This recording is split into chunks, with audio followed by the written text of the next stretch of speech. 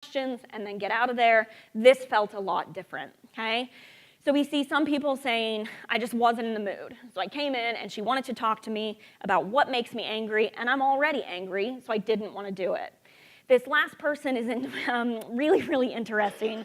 This is a predatory sex offender who has said the new model is intrusive and uninformed. They look at the past, a person's past history, and that's their future history as far as they're concerned. Well, I understand, and I do feel bad that this is the impression that he's got. The difficulty here, though, is that if someone's committed a dozen sex offenses and they have very comparable triggers or pathways leading up to that offense, I do need to know what those pathways are in order to help you avoid it again. So he felt like we were digging into his past and bringing it up when really we were trying to help him avoid the situation in the future.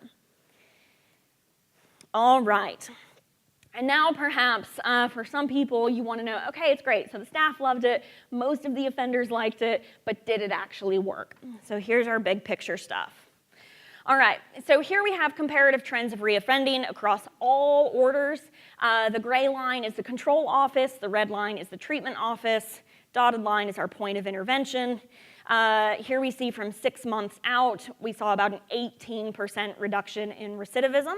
This is for recorded reoffenses, by the way. If we look at this graph differently, these are cumulative trends. So if we start at 0 here and then build up, again, the control office in gray, treatment office in red, we've got 26% recidivism compared to 32%, so looking pretty good. If we plot this out in terms of contraventions, so various breaches, technical violations, if you will, roughly comparable across the two offices post-intervention. And now here's the important part, okay? So that's just raw data, looking at it without making any alterations, without scrubbing it up a little bit. Okay, so we weren't able to use random sampling or random assignment, so what we had to do was select a control site that looked somewhat similar to the experimental office. In doing that, though, we know that the two offices carry different risk profiles, if you will. The caseloads might look a little bit different. So although we had a positive outcome, 18% reduction was pretty good, we wanted to know what that would look like if we made the offices look a little bit more comparable. So we used a technique called propensity score matching. We matched 1-to-1 for risk of reoffending score across the two offices, and then we used what's called nearest neighbor matching for 18 other variables associated with risk. Lots of pretty statistics here for people that want to talk about that during break, but I'll get to the punchline here. You can see real quick. So risk of reoffending, the experimental site carried a lot more high-risk offenders than what the control site did, and we were able to reduce those differences down to null by the end of the matching procedure. Flowing from these matching procedures at 6 months out, so we have the treatment office in red, control site in gray. We've gone from roughly 35% recidivism rate to 25% at the experimental site. This equates statistically to a 28% reduction in recidivism using the measure, the operationalization of recorded reoffenses. So more than a quarter reduction in recorded reoffenses. Rates of contravention, roughly comparable. We do see the treatment site having slightly higher rates of technical violations, but the difference was statistically non-significant. All right, last couple of things that I want to draw your attention to. So contextualizing the results here, some of the reasons it didn't have an even bigger impact that I would have loved to see. We were ultimately operating a model within a model, so we were trying to do something new while at the same time having to adhere to the same computer systems that are being used, the same legislation and OPGs. Many other things had to stay the same, so that was a little bit difficult. We had high rates of staff turnover, a number of administrative demands that don't stop, all the same paperwork still had to be completed. The problem-solving capacities of staff were at times limited. Some of them expressed a bit of discomfort, saying, well, I'm not a psychologist. How am I supposed to figure out why somebody commits crime? And I would say, I can teach you how to do that, But because we could only take off 2 days to do training, that is actually really difficult. So that's something that we'd like to get better at. Reporting rates were a complication. I like to half-heartedly say that I can rehabilitate anyone if you can get him or her here in front of me, but we know that only about 2/3 of probationers and parolees show up on the day that they're supposed to show up. So I can't do anything if they don't come in to meet with me. Providing pro-social substitutions was difficult sometimes in this particular area, and then there were some systems level considerations. So when magistrates engage in certain sentencing practices, when the police carry out their work in a particular way, probation and parole absorbs that, and there's really nothing we can do. Next steps, so the Queensland Parole System Review highlighted some of these important findings, recommended that it be implemented more widely. We're currently working on what that might look like moving forward. Also involved in a number of other probation and parole reforms, particularly surrounding refashioning case management and the training and professional development opportunities that are provided to staff. Happy to chat with people about those if you would like. And then some further pilot tests that we have planned, some here around Australia as well as in Spain and New York. Very excited though that Queensland got to be the first because they're my favorites. And in conclusion, all right, so environmental corrections, this was a world-first pilot test. So this book was written, former Commissioner Rawlings said, that sounds neat, let's try it. That's an incredible opportunity for practitioners and academics to partner together to try and do something new and different. It looks like it worked. The things that I think were most influential, that I would encourage people to think about how they might be able to incorporate into their own practices back at home. Here we see historically probation and parole has very much heavily emphasized propensity, trying to reduce somebody's motivation to commit crime. That matters, but so too do the environments where people find themselves. I can tell you if you're going to offend or not based on how many criminal friends you have, for instance. Andrews and Bonta tell us that that's the case. So if you're the company you keep, if you are what you eat, so to speak, we need to think about how to refashion the situations that people find themselves in. And then finally as well, when we do focus on propensity reduction, I think it's important to tailor some of those interventions toward allowing probationers and parolees to develop skills that they can practice out in the real world. We have them rehearse them there in front of us in the office, providing them with some coaching and some praise, let them go out into the world, implement it for themselves, and then in a way they're kind of guiding their own behavior, makes my job as an officer a lot easier. Yes? All right, that's it for me, guys. Thank you.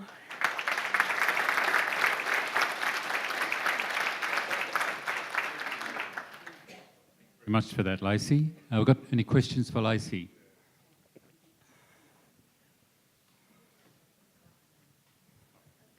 Had to be one.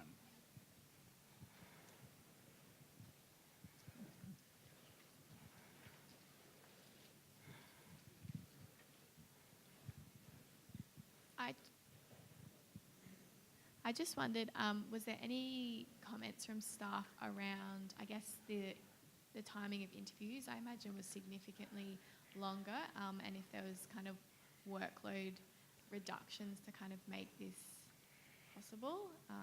Yep, excellent question. Always the first one that I get. So you're a smarty for picking that up. I should have included that in the presentation.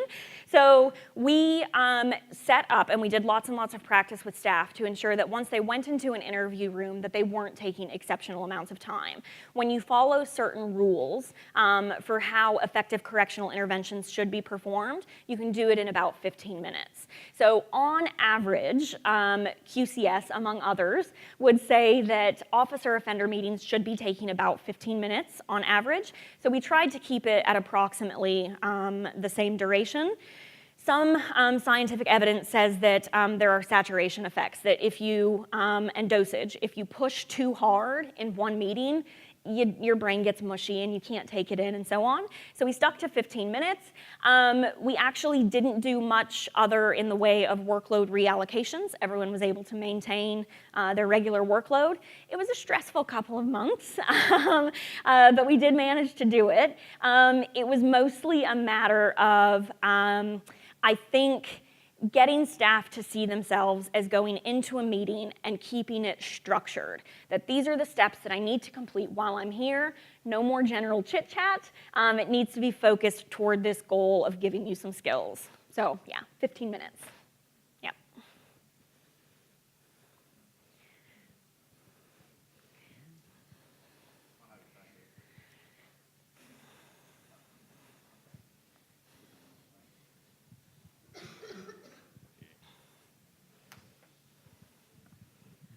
So Lacey, it sounds very similar to what we're doing in New South Wales at Yep. the moment with our PGIs. I know, I'm so excited to hear tomorrow. Yes. Yeah, so I guess what I was wanting to know is when you were implementing in Queensland and assisting the guys, did you give them, so our PGIs, we have like worksheets for those Yep. that don't know. Yep. And it's based around very similar theories of cognitive behaviour therapy. Yep. Was that provided to them or was it just more question-based? So all of the staff were provided with workbooks, but the important thing here, so previously QCS used a number of typical workbooks, and by that I mean we would slide the probationer or parolee a worksheet and have them complete it there in front of us while the case manager is typing away and doing their own thing, and it's not very interactive, there's no coaching there, it's kind of like a tick and flick kind of pacification, if you will. The thing that I like about the PGIs, which is comparable to what we've done, so all of the staff were provided with a workbook, and they would flip through and say, all right, based on the person that I'm meeting with today, I'm meeting with Barbara. Barbara has this particular skills deficit, so this is what I'm going to work on today. And it provides steps and examples of interventions or activities that you might do during that session to help try and build that skill. So it still gives flexibility. I'm hesitant about using curriculums because one size fits all doesn't work, that kind of thing. So still lots of flexibility built in, but giving sort of a loose framework that allows people to follow best practice while also responding to the unique needs of the person that they're meeting with. Yeah, excellent, excellent. I've been to Brush Farm, but I want to see the actual PGIs, so I'm looking forward to tomorrow. Should be good. Yeah, excellent. There's a couple. So my question was kind of the same as that one. We're from Victoria and we've had really similar reforms as well.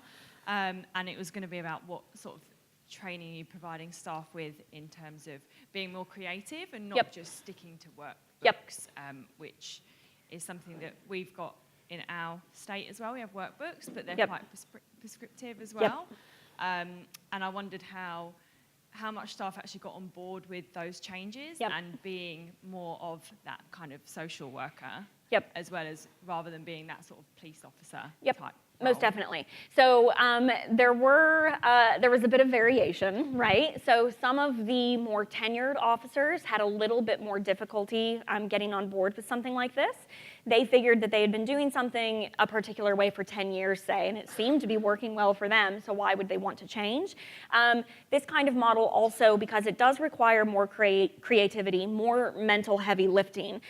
Some people in community corrections, unfortunately, I think have gotten to the points in their job where they see their jobs as administrative rather than problem solvers and change agents.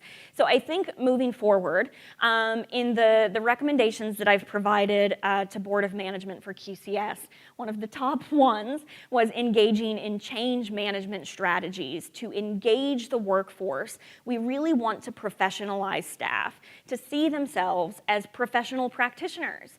Being a probation and parole officer is an exceptionally challenging job. You've got an active offender sitting here in front of you, and you're now tasked with trying to get them to not commit crime anymore. That can really only be accomplished through intervention and not reading off of a computer screen, right? So those interpersonal, soft people skills matter a great deal.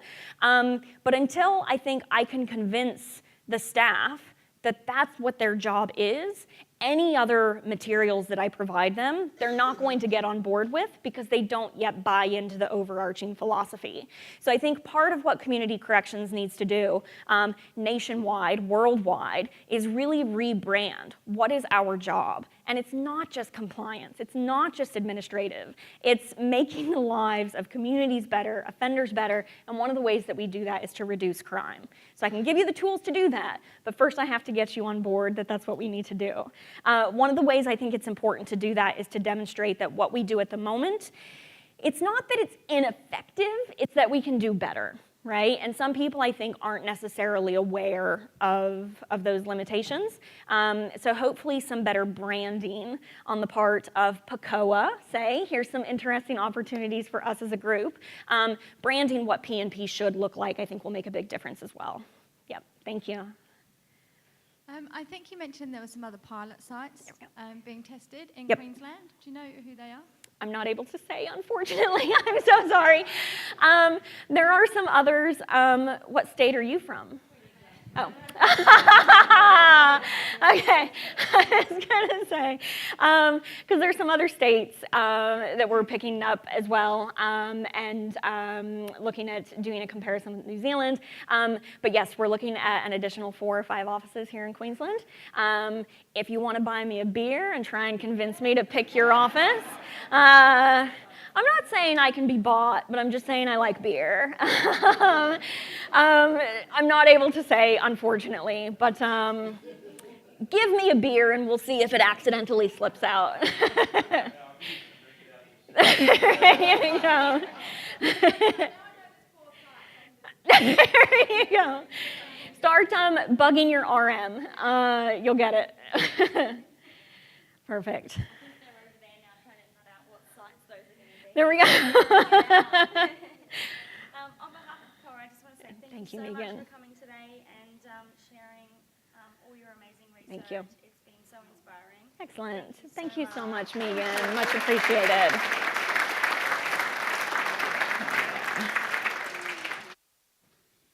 We're about to head to a 15-minute break, so we're 2 minutes behind schedule, so 13-minute break. We're trying to keep it tight today so we can get out of here on time, because that's what's important, right? If everyone could be back here at 11:55, we're going to kick off right at 11:55. And if Dr. Erickson could come over this way, please, and Dan as well, please. Thanks, guys.